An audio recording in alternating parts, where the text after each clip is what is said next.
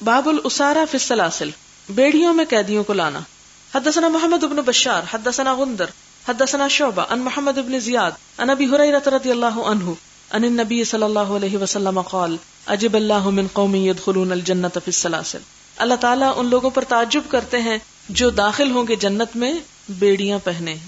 یعنی مراد اس سے یہ ہے کہ جو لوگ میدان جنگ میں زنجیروں میں کس کے لائے جائیں اور پھر اپنی خوشی سے مسلمان ہو جائیں تو وہ آئے تو تھے باندھے ہوئے لیکن اسلام قبول کر کے جنت کے مستحق ہو گئے. باب فضل من اسلم من اہل الکتابین، اس شخص کی فضیلت جو اسلام لائے دو کتابوں والوں میں سے، یعنی یہودی ہو یا عیسائی ہو، پھر وہ مسلمان ہو جائے تو اس کی جو فضیلت ہے. حدثنا علی بن عبد اللہ حدثنا سفیان بن عیینہ حدثنا صالح بن حی ابو حسن قال سمعت الشعبی یقول حدثنی ابو بردۃ انہ سمع اباہ عن النبی صلی اللہ علیہ وسلم قال، نبی صلی اللہ علیہ وسلم نے فرمایا ثلاثۃ، تین لوگ یؤتون اجرہم مرتین، جو دیے جائیں گے اپنا اجر دگنا. الرجل تکون لہ الامۃ، وہ شخص کہ اس کی لونڈی ہو، فیعلمها، اسے وہ تعلیم دے، فیحسن تعلیمها، اور اچھی طرح تعلیم و تربیت کرے، ویؤدبها، اور اس کی تربیت کرے، فیحسن ادبها، پھر اسے اچھا ادب سکھائے، ثم یعتقها، پھر اس کو آزاد کر دے، فیتزوجها، پھر اس سے نکاح کر لے، فلہ اجران، ایسے شخص کو دگنا اجر ملے گا. ومؤمن اہل الکتاب، اور اہل کتاب کا مومن، الذی کان مؤمنا، جو پہلے ہی مومن تھا، ثم آمن بالنبی صلی اللہ علیہ وسلم، پھر وہ نبی صلی اللہ علیہ وسلم پر بھی ایمان لے آیا، فلہ اجران، تو اس کے لیے بھی دگنا اجر ہے.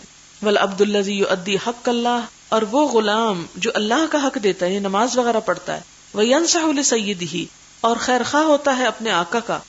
ثم قال الشعبی وآتیتکها بغیر شیء، شعبی کہتے ہیں یہ حدیث میں نے ایسے ہی مفت میں تمہیں سنا دی. وقد کان الرجل یرحل، حالانکہ ایک شخص سواری کیا کرتا تھا، فی اہون منہا، اس سے چھوٹی چیز کے لیے، الی المدینہ، مدینہ کی طرف. یعنی ایک شخص کو علم حاصل کرنے کے لیے اس سے بھی کم بات کو سیکھنے کے لیے دور دراز کا سفر کرنا پڑتا تھا. اور آج حالات یہ ہے کہ میں تمہیں بغیر کسی تردد، کوشش اور محنت کے یہ علم پہنچا رہا ہوں. باب اہل الدار یبیتون فیصاب الولدان والذراری بیاتا لیلا. باب اہل الدار یبیتون، کسی بستی پر جب رات کے وقت حملہ کیا جائے، فیصاب الولدان، پھر بچوں کو مارا جائے، والذراری، اور عورتیں، بیاتن لیلن، رات کے وقت. مراد اس سے یہ ہے کہ اگر رات کے وقت کسی بستی پر حملہ کیا جائے اور اس بستی کے بچے اور عورتیں بھی ماری جائیں تو اس کا کیا حکم ہے. یہ بات اس لیے یہاں پر بتائی جا رہی ہے کہ جیسا کہ آپ جانتے ہیں کہ جنگ میں مسلمانوں کو صرف ان لوگوں کو مارنے کا حکم ہے جو فتنہ و فساد برپا کرتے ہیں، اور اسی لیے بوڑھے، مریض، عورتیں، بچے، انہیں مارنے کی اجازت نہیں. لیکن بسا اوقات حالات کا تقاضا یہ ہوتا ہے کہ دن کے وقت نہیں، رات کو حملہ کیا جائے، کیونکہ دن کو حملہ کر کے نقصان کا اندیشہ ہے، تو جسے شبہوں کہا جاتا ہے. کیا ایسی صورت میں اگر لا علمی میں، کیونکہ اندھیرے میں تو سب کچھ نظر نہیں آتا کہ کون مارا جا رہا ہے، تو اگر لا علمی میں بچے یا عورتیں وغیرہ ماری جائیں تو اس میں کوئی حرج تو نہیں. حدثنا علی بن عبد اللہ حدثنا سفیان حدثنا الزہری عن عبید اللہ عن ابن عباس عن الصعب بن جثامۃ رضی اللہ عنہم قال مر بی النبی صلی اللہ علیہ وسلم بالابواء او بودانا، گزرے میرے پاس سے نبی صلی اللہ علیہ وسلم ابواء کے مقام پر یا ودان کے مقام پر. یہ مدینہ کے قریب ہی ہیں یہ علاقے، 35-40 میل کے فاصلے پر. فسئل عن اہل الدار یبیتون من المشرکین فیصاب من نسائہم وذراریہم، تو آپ سے یہ پوچھا گیا، فسئل یعنی نبی صلی اللہ علیہ وسلم سے پوچھا گیا، عن اہل الدار، ان گھر والوں کے بارے میں، یبیتون من المشرکین، جن پر رات کے وقت حملہ کیا جائے مشرکین میں سے، فیصاب من نسائہم وذراریہم، اور ان کی عورتوں اور بچوں کو قتل کر دیا جائے. قال ہم منہم، تو آپ نے فرمایا وہ بھی تو انہی میں سے ہیں. یعنی اگر لا علمی میں وہ مارے جاتے ہیں تو کوئی حرج نہیں، وہ بھی تو مشرک ہی ہیں. وسمعتہ یقول، اور میں نے آپ کو سنا آپ فرما رہے تھے، لا حما الا للہ، نہیں کوئی چراگاہ مگر اللہ کے لیے، ولرسولہ صلی اللہ علیہ وسلم، اور اس کے رسول صلی اللہ علیہ وسلم کے لیے. یعنی یہ بات اوپر کی بات سے مختلف ہے، چونکہ یہ اسی موقع کی بات ہے اس لیے اس کو ساتھ ہی ذکر کر دیا گیا ہے. اصل میں یہاں پر عربوں کی ایک اور رسم کا ازالہ کیا گیا. جیسا کہ آپ جانتے ہیں کہ عربوں میں کچھ قبائل ایسے تھے جو مسلسل سفر کی حالت میں رہتے تھے، کسی ایک خاص علاقے میں نہیں رہتے تھے. جہاں کہیں سبزہ اور پانی دیکھتے وہاں پر قیام کرتے، جب وہ پانی ختم ہو جاتا پھر وہاں سے خیمے اٹھا کے کہیں اور چل پڑتے، اور اس طرح وہ مختلف علاقوں میں رہتے بستے تھے. تو ان کا ایک طریقہ یہ بھی تھا کہ جب کسی علاقے میں جاتے تو کتے کو بھونکنے کے لیے چھوڑ دیتے، اور کتا بھونکنے کی آواز جہاں جہاں تک جاتی اس پورے علاقے کو اپنے لیے ریزرو کر لیتے. نبی صلی اللہ علیہ وسلم نے یعنی اس رسم کو ختم کیا اور فرمایا کہ اب کسی کو اس طرح زمین پر چراگاہیں یا علاقے اپنے لیے مخصوص کرنے کا حق نہیں سوائے اللہ اور اس کے رسول کے لیے. اللہ اور اس کے رسول کے لیے کا کیا مطلب ہے؟ یعنی انہیں کیوں یہ حق ہے؟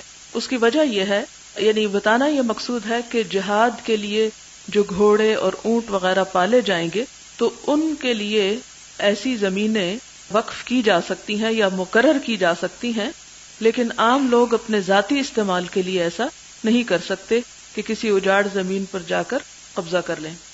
وعن الزہری انہ سمع عبید اللہ عن ابن عباس حدثنا صعب في الذراري كان عمرو يحدثنا عن ابن شهاب عن النبي صلى الله عليه وسلم فسمعناه من الزهري قال اخبرني عبید اللہ عن ابن عباس رضی اللہ عنہما عن الصعب قال هم منهم. دوسری روایت میں جس کی سند یہ آپ دیکھ رہے ہیں اس میں آپ صلی اللہ علیہ وسلم نے فرمایا کہ وہ بھی تو انہی میں سے ہیں. ولم یقل کما قال عمرو هم من آبائهم، اور اس میں انہوں نے اس طرح نہیں کہا جیسے عمرو بن دینار نے کہا کہ یہ انہی کے باپ دادا کی اولاد ہیں، یعنی ایکسپریشن کا فرق ہے. دوسری روایت میں باب قتل الصبیان فی الحرب، قتل کرنا صبیان بچوں کا فی الحرب جنگ میں بچوں کا مارنا کیسا ہے. حدثنا احمد بن یونس اخبرنا اللیث عن نافع ان عبد اللہ رضی اللہ عنہ اخبرہ ان امرأة وجدت فی بعض مغازی النبی صلی اللہ علیہ وسلم مقتولة، کہ ایک عورت پائی گئی بعض جنگوں میں نبی صلی اللہ علیہ وسلم کی قتل کی ہوئی. یعنی جنگ کے موقع پر ایک عورت مقتولہ پائی گئی یعنی قتل شدہ پائی گئی. فانکر رسول اللہ صلی اللہ علیہ وسلم، تو نبی صلی اللہ علیہ وسلم نے منع فرمایا قتل النساء والصبیان، عورتوں اور بچوں کا قتل کرنا. یعنی عام جنگی حالات میں جو دن کے وقت روشنی میں ہو تو اس میں کسی عورت کو مارنا جو ہے وہ درست نہیں قرار دیا. باب قتل النساء فی الحرب، جنگ میں عورتوں کا قتل کرنا.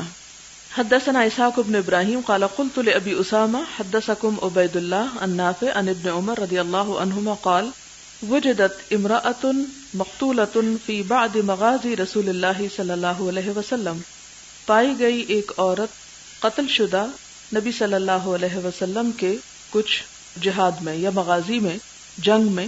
فنہا رسول اللہ صلی اللہ علیہ وسلم، تو نہ منع فرمایا نبی صلی اللہ علیہ وسلم نے ان قتل النساء والصبیان، عورتوں اور بچوں کے قتل کرنے سے. یہاں ایک بہت اہم نقطہ آپ کی تعلیم کا یہ ملتا ہے کہ آپ صلی اللہ علیہ وسلم ایسے خاص مواقع پر جب کوئی خرابی ہوتی تھی تو توجیہ اور ارشاد فرمایا کرتے تھے. جب عورت قتل کی ہوئی پائی گئی تو آپ نے اس موقع پر یہ تعلیم دی کہ آئندہ ایسا نہ کیا جائے. اگر آپ کی تعلیم اور تدریس خیالی اور ہوائی ہوتی اور صرف آپ لوگوں کو وعظ اور نصیحت کرتے رہتے اور بہت سی باتیں سناتے رہتے تو وہ بات ان کو یاد بھی نہ رہتی اور سمجھ میں بھی نہ آتی. لہٰذا ہم آپ صلی اللہ علیہ وسلم کے سارے 23 سالہ دور نبوت میں دیکھتے ہیں کہ آپ کی تعلیم کا انداز یہ تھا کہ موقع کی مناسبت سے آپ لوگوں کو سکھایا کرتے تھے اور ضرورت سے زائد لوگوں پر بوجھ نہیں ڈالا کرتے تھے. اور یہ اس لیے بھی تھا، یعنی آپ کہیں کہ آج بھی پھر یہی ہونا چاہیے تو یہ ممکن نہیں، کیونکہ آپ صلی اللہ علیہ وسلم کے حالات مختلف تھے. آپ کو بار بار نہیں آنا تھا اور نہ ہی آپ لکھی ہوئی کتابیں چھوڑ کر جا رہے تھے. آپ کی جو تعلیم تھی زبانی تھی اور اسے لوگوں کو اپنے سینے میں محفوظ کرنا تھا. اور وہ ایسے لوگ تھے کہ جنہیں پوری دنیا تک ایک طرح سے وہ پیغام آگے پہنچانا تھا. اس لیے ان کی تعلیم کا طریقہ جو ہے وہ مختلف رہا، تھوڑا تھوڑا رہا، ضرورت کے مطابق رہا کہ لوگ اس کو جذب کر سکیں، اسے محفوظ کر سکیں اور اسے آسانی کے ساتھ آگے بھی پہنچا سکیں. باب لا يعذب بعذاب اللہ، اللہ کے عذاب کے ساتھ عذاب نہ دیا جائے. اور اللہ کا عذاب کیا ہے؟ آگ، یعنی آگ سے جلانا. یعنی کسی بھی شخص کو آگ میں نہ جلایا جائے. لیکن آپ دیکھیں کہ آج کے دور میں جتنے بھی اسلحے ہیں، جتنے بھی بامز وغیرہ ہیں، ان سب کا عذاب کیا ہے؟ آگ کا عذاب. مسلمانوں کی تاریخ میں 1000 سالہ دور جو ہے وہ ترقی اور عروج کا رہا ہے. اس عروج اور ترقی کے زمانے میں مسلمانوں نے بھی ہتھیار بنائے، لیکن ان میں ایسے ہتھیار مسلمانوں نے ایجاد نہیں کیے جس میں آگ کا استعمال ہوتا ہو، کیونکہ یہ اسلام کی تعلیمات کے خلاف تھی بات. اس کے بعد جب یہی عروج مسلمانوں کے علاوہ دوسری اقوام کو ملا تو انہوں نے اپنے جنگی ہتھیاروں میں ایسی چیزیں ایجاد کر ڈالی کہ جس سے جلانے کا کام بھی لیا جائے. اور آج کے دور میں تو سارے ہتھیار ہیں ہی اس قسم کے کہ جس سے بستیاں اور آبادیاں اور انسان ہر چیز جل کر راکھ ہو جائے. تو یہ اسلامی تعلیمات کے خلاف ہے. اس سارے باب سے آپ یہ بھی اندازہ کر سکتے ہیں کہ اسلام نے جنگ کے اندر بھی جب انسان اپنے جذبات سے باہر ہوتا ہے اور غیظ و غضب کا ایک عالم ہوتا ہے اور ایک نفرت کا عالم، تو اس میں بھی اپنے جذبات کو کنٹرول کرنے کا حکم دیا کہ وہاں بھی انسان کوئی حرکت ایسی نہ کرے کہ جس سے انسانیت کے اصل مفاد کو نقصان پہنچے. صرف فتنے کا سدباب کیا جائے، ان ہاتھوں کو توڑا جائے جو شر اور فساد پھیلاتے ہیں، نہ کہ اس کی بجائے ساری قوم کو ہلاکت میں ڈبو دیا جائے.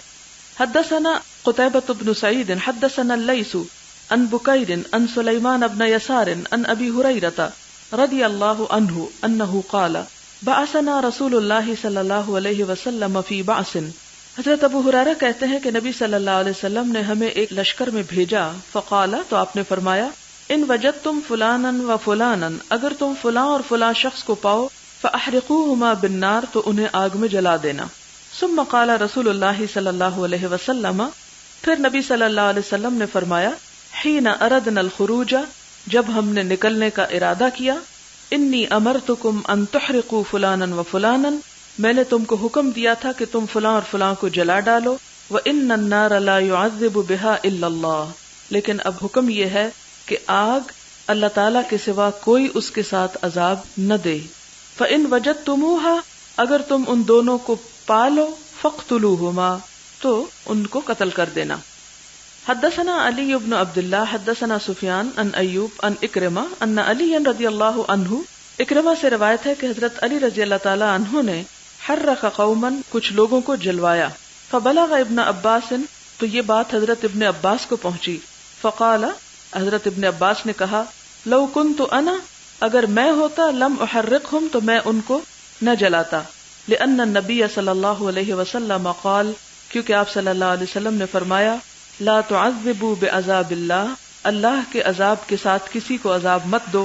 وَلَقَتَلْتُهُمْ، اور میں ان کو قتل کرتا. كما قال النبی صلی اللہ علیہ وسلم، جیسے کہ آپ صلی اللہ علیہ وسلم نے فرمایا تھا، من بدل دینہ فاقتلوہ، جو اپنے دین کو بدل ڈالے یعنی مرتد ہو جائے تو اس کو قتل کر دو. یہ اصل میں جیسا کہ آپ جانتے ہیں مسلمانوں کے اندر ایک فرقہ یا فتنہ پیدا ہوا جس کا نام سبائی فتنہ تھا. عبداللہ بن سبا یہودی تھا اور اس کے پیروکار جو تھے انہوں نے بظاہر اسلام کا لبادہ اوڑھا لیکن اندر سے یہودی ہی رہے اور مسلمانوں کو شدید قسم کے نقصان پہنچائے. ان لوگوں کو حضرت علی نے جلوایا تھا اور ان میں سے کچھ ایسے تھے کہ جو حضرت علی کو خدا تک مانتے تھے. اسی قسم کے عقائد اور نظریات انہوں نے لوگوں کے اندر بھی پھیلائے تھے. اب یہ ہے کہ ایسے لوگوں کو حضرت علی نے جلوایا تو جب یہ منع کیا گیا تھا تو انہوں نے کیوں جلوایا؟ اس کی وجہ یہ ہے کہ شاید حضرت علی تک حضور صلی اللہ علیہ وسلم کا یہ حکم نہیں پہنچا تھا، کیونکہ جیسا کہ آپ جانتے ہیں کہ اس دور میں علم مدون نہیں ہوا تھا. حضرت علی سے یہ توقع نہیں کی جا سکتی کہ انہیں حضور صلی اللہ علیہ وسلم کی ایک حدیث پتہ ہو اور پھر وہ اس کے خلاف عمل کریں. یہ اس صورت میں ہی ممکن ہے کہ جب وہ حکم ان تک نہ پہنچا، اور یہ بہت ممکن ہے کیونکہ اس دور میں، دور صحابہ میں، ابھی علم جو تھا جمع کیا جا رہا تھا لیکن سارا علم یکجا کسی کتاب کی شکل میں موجود نہیں تھا. باب فَإِمَّا مَنًّا بَعْدُ وَإِمَّا فِدَاءً. سورۃ محمد میں آپ یہ آیت پڑھ چکے ہیں کہ خواہ اس کے بعد احسان کرو یا فدیہ لو، اور اس کی تفصیل بھی آپ بہت وضاحت سے دیکھ چکے ہیں. فیہ حدیث سمامہ، اس میں حضرت سمامہ بن اسال کی حدیث ہے جن کو حضور صلی اللہ علیہ وسلم نے آزاد کیا قید سے، تو وہ نہا کر مسلمان ہو گئے اور اس کے بعد آپ صلی اللہ علیہ وسلم کو کہنے لگے کہ آج کے بعد آپ سے بڑھ کر کوئی مجھے عزیز نہیں ہے. وقولہ عز وجل، اللہ سبحانہ وتعالیٰ کا فرمان ہے، ما کان لنبی، کسی نبی کے لیے جائز نہیں، ان یکون لہ اسرا، کہ اس کے لیے قیدی ہوں، حتی یثقن فی الارض، یہاں تک کہ وہ زمین میں خوب خون ریزی کر چکے، یعنی یغلب فی الارض، غالب آ جائے زمین میں. اور یہ آیت آخر تک، تریدون عرض الدنیا، تم دنیا کی زندگی کا سامان چاہتے ہو. تو اس سے مراد یہ ہے کہ قیدیوں کے ساتھ کس قسم کا سلوک کرنا چاہیے، اور اس کی مزید وضاحت اب یہاں ضرورت نہیں ہے کہ آپ سب جانتے ہیں. باب هل للاسیر ان یقتل او یخدع الذین اسروہ، کیا للاسیر قیدی کے لیے ہے ان یقتل کہ قتل کر دے، او یخدع یا دھوکہ دے، الذین ان لوگوں کو، اسروہ جنہوں نے اس کو قید کیا ہے، حتی ینجو من الکفرۃ یہاں تک کہ وہ کافروں سے نجات پا جائے. فیہ المسور عن النبی صلی اللہ علیہ وسلم، اس میں مسور بن مخرمہ کی حدیث ہے جو اس سے پہلے گزر چکی ہے. اس میں آپ دیکھتے ہیں کہ یہاں پچھلے باب سے اور آگے اب کچھ قیدیوں کے بارے میں بتایا جا رہا ہے کہ اگر کوئی مسلمان کسی کافر کے ہاتھ میں قید ہو جائے تو کیا شرافت سے قید ہی رہے یا اپنے بچنے کی کوئی تدبیر وہ کر سکتا ہے. اور اپنے بچنے کی تدبیر کے لیے اگر وہ اپنے قید کرنے والے کو ہی مار ڈالے یا اسے کوئی داؤ دے کر نکل آئے تو کیا ایسا کرنا درست ہے، کیا جا سکتا ہے. تو اس میں صلح حدیبیہ کے بعد جب حضور صلی اللہ علیہ وسلم کے پاس مکہ سے آنے والوں کو روک دیا گیا تو اس پر ابو بصیر جو تھے وہ چلے آئے اور ان کے پیچھے ان کو پکڑنے کے لیے قریش کے 2 آدمی آئے. جب وہ پکڑ کر لے جا رہے تھے تو راستے میں انہوں نے یعنی ایک چال چلی، اور وہ چال یہ تھی کہ ان میں سے ایک شخص کے ہاتھ میں تلوار تھی اور کہا کہ یہ ذرا تلوار تو دکھا، تو بہت عمدہ معلوم ہوتی ہے. تو تلوار لے کے تو ایک کو مار ڈالا اور دوسرا جو تھا وہ بھاگ گیا. اس سے اس بات کا جواز ملتا ہے کہ اپنے بچاؤ کے لیے ایسا حربہ اختیار کرنا جو ہے وہ درست ہے. باب اذا حرک المشرک المسلم هل يحرق، جب جلا دے مشرک مسلمان کو تو کیا وہ جلا دیا جائے. یعنی ویسے تو جلانا درست نہیں، لیکن کیا قصاص میں جلایا جا سکتا ہے، یعنی بدلے میں جلایا جا سکتا ہے. تو اس کا جواز یہاں پر ملتا ہے. حدثنا معلّى حدثنا وهيب عن ايوب عن ابي قلابة عن انس بن مالك رضي الله عنه ان رهطا من اكل 8 قدموا على النبي صلى الله عليه وسلم. انس بن مالک کہتے ہیں کہ اکل قبیلے کے 8 افراد نبی صلی اللہ علیہ وسلم کے پاس آئے، یعنی مسلمان ہو کر. فاجتووا المدینۃ، تو مدینہ کی آب و ہوا ان کو راس نہ آئی، یعنی بیمار ہو گئے. فقالوا یا رسول اللہ، کہنے لگے اے اللہ کے رسول صلی اللہ علیہ وسلم، ابغنا رسلا، ہمیں دودھ فراہم کریں.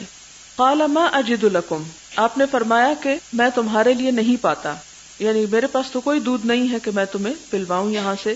الا، ہاں یہ ہو سکتا ہے، ان تلحقوا بالذود، کہ تم جا ملو اونٹوں سے، یعنی صدقے کے اونٹوں کو جہاں رکھا گیا ہے وہیں تم چلے جاؤ.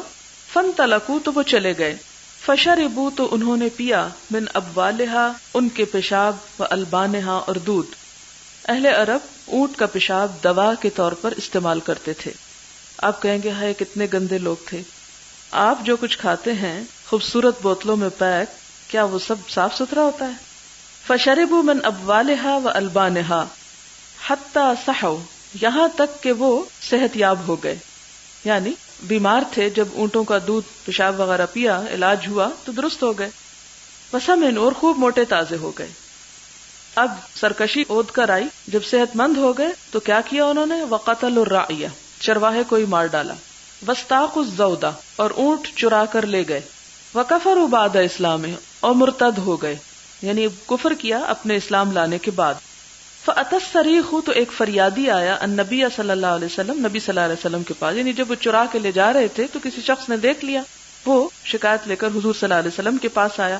فبعث طلبا، تو اس نے لشکر طلب کیا کہ ان کے پیچھے کسی کو بھیجا جائے. فما ترجل النہار حتی اتی بہم، تو نہ چڑھا دن کہ وہ لے آئے گئے، یعنی ان کو پکڑ لیا گیا، صبح ہونے سے پہلے ہی ان کو پکڑ لیا گیا. فقطع، تو آپ نے کٹوائے، ایدیہم و ارجلہم، ان کے ہاتھ اور پاؤں. ثم امر بمسامیر، پھر آپ نے حکم دیا سلائیوں کا. سلائیاں ہوتی ہیں جو آنکھوں میں پھیرنے والی، سرما سلائی جو تھی. فاحمیت، تو وہ تپائی گئی. فکحلہم بہا، تو انہیں ان کی آنکھوں میں پھیرا گیا. وطرحہم بالحرۃ، اور مدینہ کے پتھریلے علاقے میں ان کو پھینک دیا گیا. یستسقون، وہ پانی مانگتے تھے. فما یسقون، تو پانی نہ پلائے گئے. حتی ماتوا، یہاں تک کہ اسی حالت میں مر گئے. قال ابو قلابہ، ابو قلابہ اس حدیث کے اوپر تبصرہ کرتے ہوئے کہتے ہیں ان کا جرم کیا تھا کہ جس کی اتنی بڑی سزا دی گئی تھی. قتلوا نمبر 1 انہوں نے قتل کیا، وسرقوا نمبر 2 چوری بھی کی، نمبر 3 وحارب اللہ ورسولہ اللہ اور اس کے رسول سے جنگ کی، یعنی ان کو دھوکہ دیا، اونٹ لے گئے اور کفر کیا، وسعوا فی الارض فسادا اور زمین میں خوب فساد مچایا۔ آپ کو معلوم ہے کہ قرآن پاک میں بھی ایک آیت آتی ہے جس کا مفہوم یہ ہے کہ جو شخص اللہ اور اس کے رسول سے جنگ کرے اور زمین میں فساد پھیلائے تو ان کو کیا کیا جائے؟ پکڑا جائے، مارا جائے، ان کے ہاتھ پاؤں مخالف سمت سے کاٹ دیے جائیں۔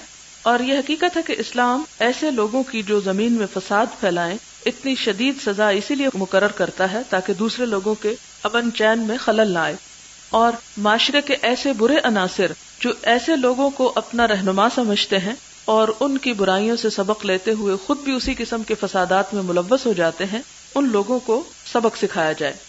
اس میں آپ دیکھیں کہ آج کل ہم اپنے ملک میں ہی جس طرح دہشت گردی اور فساد دیکھتے ہیں، اس کی بنیادی وجہ یہی ہے کہ مجرم جاننے کے باوجود پکڑے نہیں جاتے، اگر پکڑے جاتے ہیں تو ان کو قرار واقعی سزا نہیں دی جاتی، یعنی مجرموں کو وہ سزا ملنی چاہیے کہ جس سے دوسرے لوگ عبرت پکڑیں۔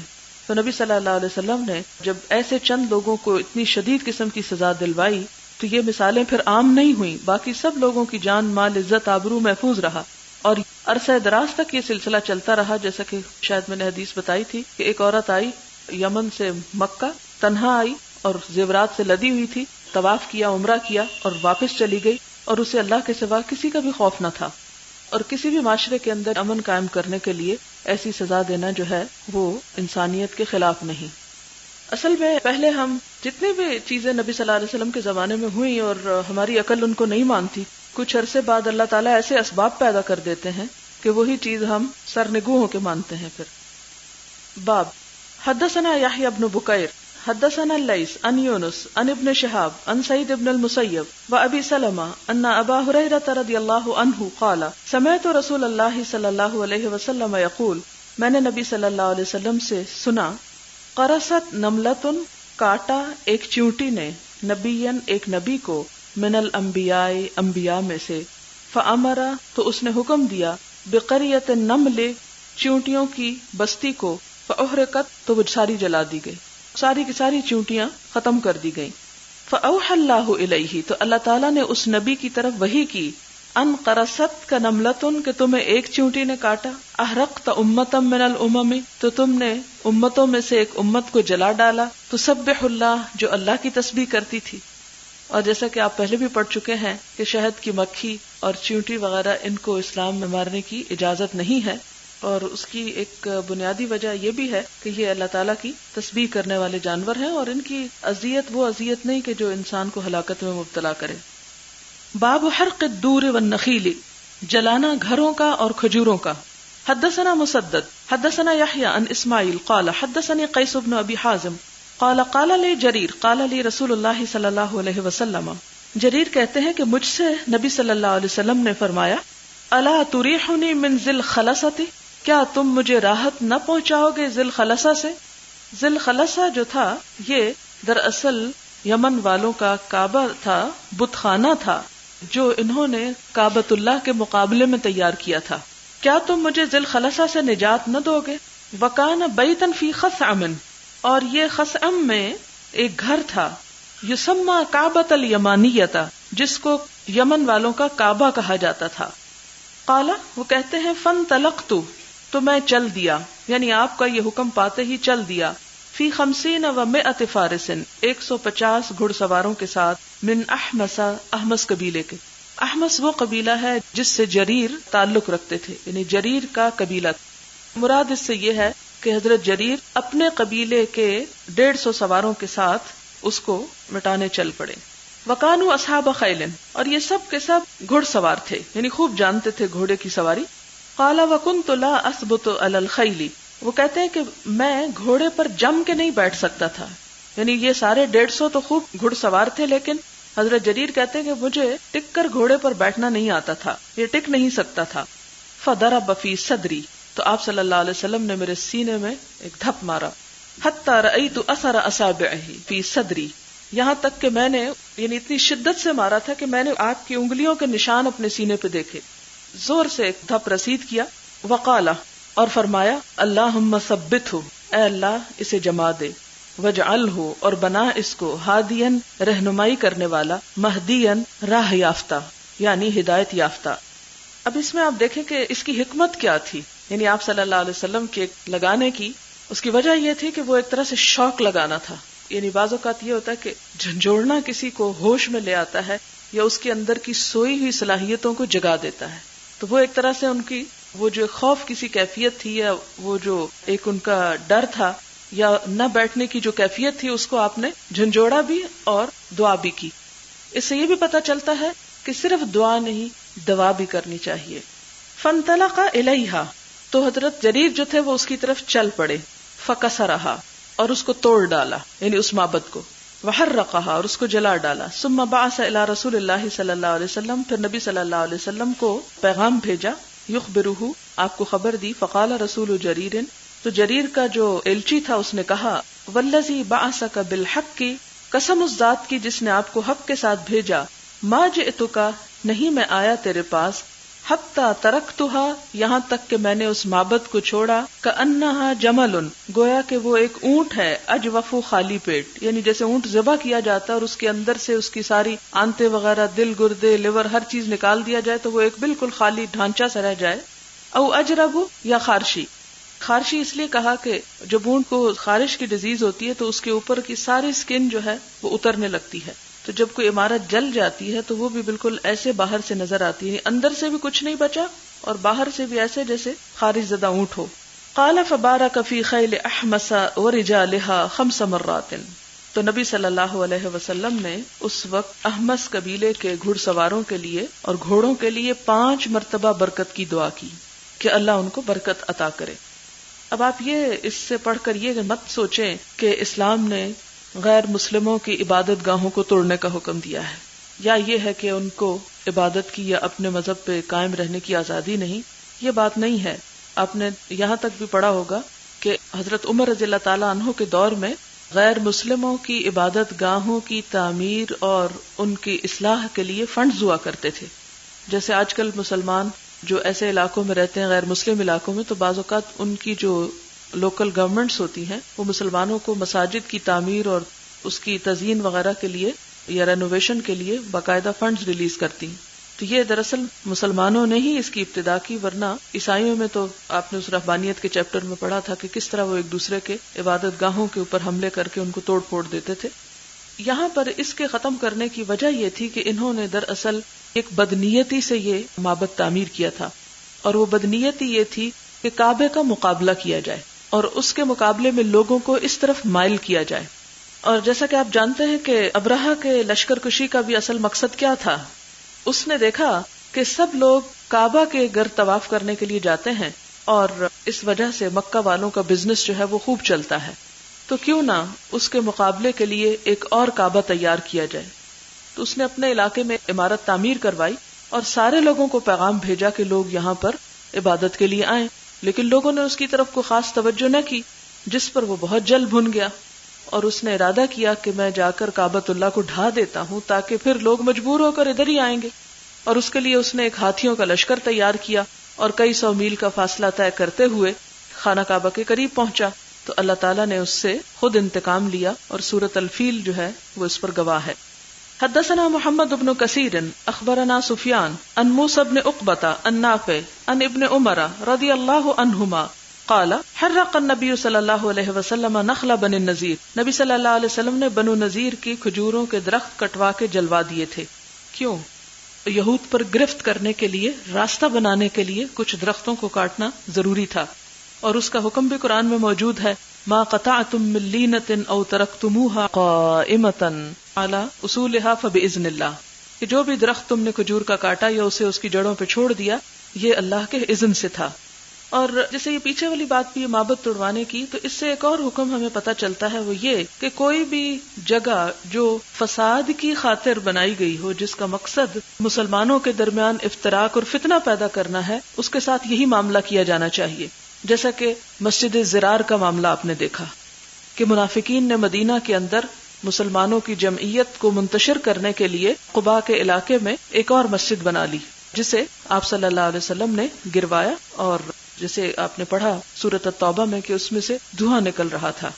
تو کوئی بھی کام جس کے اوپر بظاہر اسلام کا لیبل ہی کیوں نہ ہو، لیکن اگر مقصد اس سے اسلام کے اصل مشن کو نقصان پہنچانا ہو تو ایسا کام جو ہے اللہ تعالیٰ کی نظر میں پسندیدہ نہیں، بلکہ اگر اسلامی حکومت ہو تو اس کے فرائض میں شامل ہوتا ہے کہ ایسے فتنہ و فساد کا جو خواہ دین کا نام لے کے کیا جا رہا ہو اس کا سدباب کرے، اس کی بے خونی کرے۔ سبحانک اللہم و بحمدک، نشہد ان لا الہ الا انت، نستغفرک و نتوب الیک۔ والسلام علیکم و رحمۃ اللہ وبرکاتہ۔